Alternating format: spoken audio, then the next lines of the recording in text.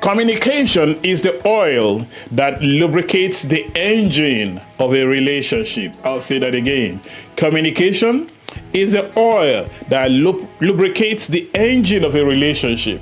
If you don't have an engine oil in that car, it's going to break down. The engine is going to knock. It's going to crash. Communication, therefore, is that oil that lubricates the engine of a relationship.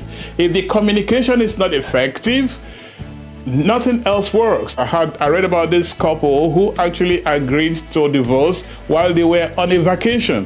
Why? Because while they were vacationing, nasty things were being thrown at each other until they could no longer handle it. Can you see that? A vacation is supposed to be, the environment was fine, everything was awesome, but the words were sharp and caustic. If you want more teachings like this, then I need you to get our program on 7 relationship mistakes that can cost you big, how to fix them without fainting. And you can easily get that at advancement.university. It is just